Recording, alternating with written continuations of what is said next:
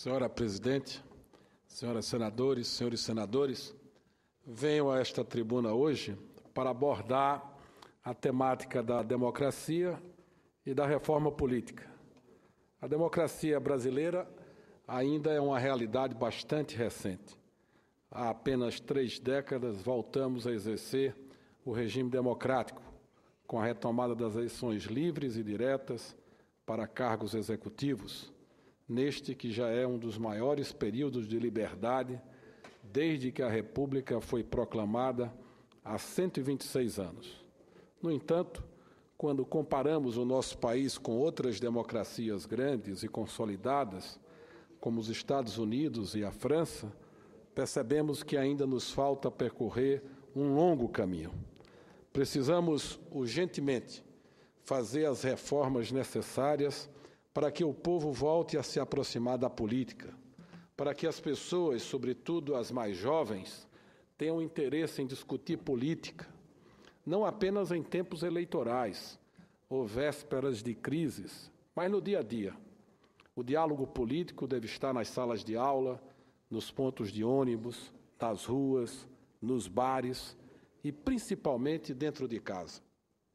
A política é um poderoso instrumento de transformação de uma sociedade e não é correto que todas as suas decisões fiquem relegadas a uma pequena parcela da população. Desde 2013, durante o movimento que ficou conhecido como as Jornadas de Junho, a pauta da reforma política vem sendo reivindicada pelos brasileiros. Este é um bom sinal, porque mostra que as pessoas estão interessadas na política, na boa política, e não nesse modelo que, infelizmente, temos atualmente. Já defendi aqui nesta tribuna institutos como o fim das coligações proporcionais, a cláusula de desempenho e o fim do financiamento de campanha por empresas privadas. O Brasil precisa de partidos políticos fortes, coerentes, que de fato representem as correntes ideológicas e os desejos da sociedade. Não podemos mais conviver com o quadro que temos atualmente no país.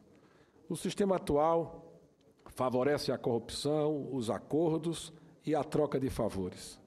Seja nas ruas ou nas redes sociais, os brasileiros e as brasileiras têm dito que não se conformam mais em apenas assistir às mudanças. As pessoas cobram protagonismo político. Elas querem participar, discutir políticas públicas com a garantia que serão ouvidas e respeitadas pelos gestores. A democracia, afinal, não se encerra com o voto. O voto é parte do exercício democrático, mas os direitos civis vão além desse conceito. Em Pernambuco, senhora Presidenta, o meu estado, o governo iniciou há 10 dias a 3ª edição do programa Todos por Pernambuco. O projeto foi criado pelo ex-governador Eduardo Campos e posto em prática já no início do seu primeiro mandato, em 2007. O objetivo principal do programa é o de promover a participação da população no processo de elaboração da Lei do Plano Plurianual, que prevê o conjunto de ações orçamentárias para os próximos 4 anos. Em 2011, foi realizada a 2ª edição e, no ano seguinte, o programa foi premiado pela Organização das Nações Unidas, em Nova York, como uma das melhores práticas de gestão do mundo. O Todos por Pernambuco é, portanto, um belo exemplo de democracia participativa. O governador e o conjunto do secretariado promovem seminários em cidades-polos de todas as regiões pernambucanas. Durante a manhã, a sociedade participa com sugestões, debates e encaminhamentos em salas temáticas. No mesmo dia, o conjunto de projetos de cada sala é levado a uma grande plenária popular e os itens que ficarem pactuados passam a fazer parte do caderno de prioridades do governo para o quadriênio. Um jeito de governar compartilhando as decisões, ouvindo as pessoas, independentemente da posição política de quem quer que seja. Nas reuniões do Todos por Pernambuco, não há situação ou oposição. a cidadãos dispostos a discutir o interesse coletivo. Esta é a boa política, a política que transforma a vida das pessoas. Pude participar de parte da agenda realizada durante a abertura do evento no sertão pernambucano. Mais de 6.500 pessoas foram espontaneamente aos fóruns de Araripina, Petrolina, Salgueiro, Floresta, Afogados da Ingazeira e Arco Verde. O número de participantes cresceu quase 40% se compararmos com a edição de 2011. Esse dado mostra que o programa foi assimilado pela sociedade, que identifica um alto grau de entrega a partir das demandas geradas nas plenárias. No entanto, tenho o dever de fazer aqui uma justiça histórica e lembrar que a luta pela inclusão da sociedade nas decisões políticas não é nova. A primeira grande experiência nesse sentido no Brasil data da década de 50, liderado por um prefeito do Recife, o saudoso Pelópidas da Silveira.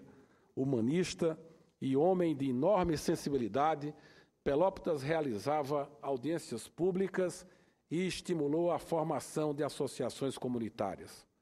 Ele entendia que o povo organizado tinha mais força para dialogar com os governantes.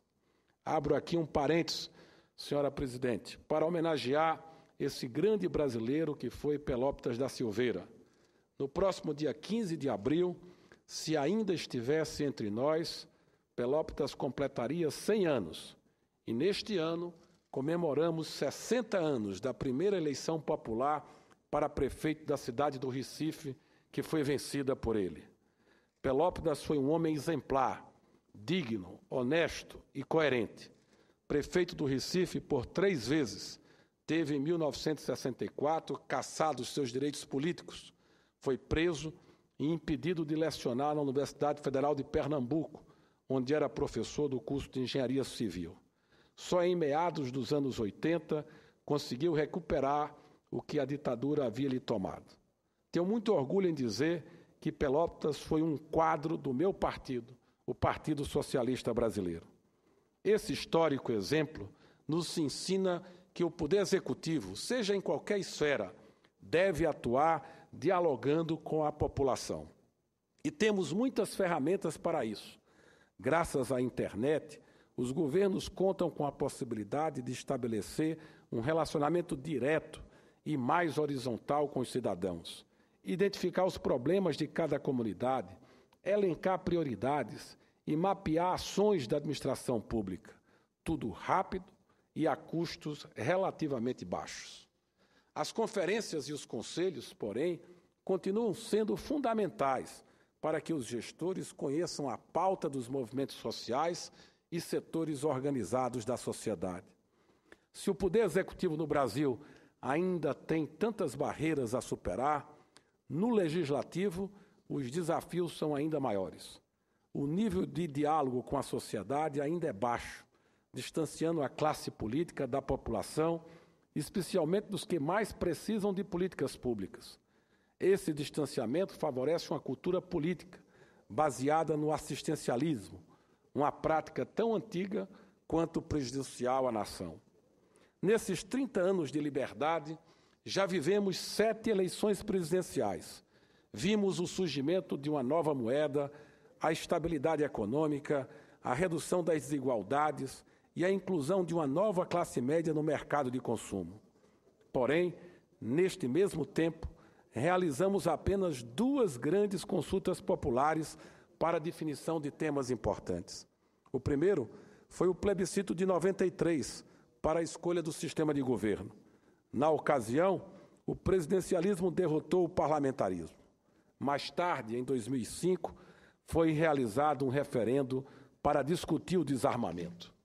Nos Estados Unidos, durante as últimas eleições presidenciais, foram realizadas mais de 140 consultas para ouvir a população sobre temas como descriminalização de drogas, mudanças nas regras da saúde pública e aplicação do orçamento de estados e cidades. Nossos vizinhos, os uruguaios, foram chamados às urnas no ano passado para decidir sobre a maioridade penal. Ou seja, Esses mecanismos são corriqueiros em outras nações e comprovadamente ajudam a consolidar a democracia, pois fortalecem o poder popular, fomentam os debates e mobilizam a sociedade para discutir ideias, modelos sociais e programas políticos. Aqui no Congresso Nacional, temos a responsabilidade de conduzir esta discussão. É o momento de chamarmos o povo brasileiro para tratarmos de uma agenda que contemple as grandes consultas populares. Os homens e mulheres do país têm o direito de opinar sobre pautas como o sistema partidário, o modelo do voto e a maioridade penal, para citar apenas alguns temas. Cabe a nós, congressistas, o dever de começar esse diálogo com a sociedade organizada. Fortalecer a democracia é reafirmar as mais caras conquistas do povo brasileiro. Era o que tinha a dizer, senhora presidente.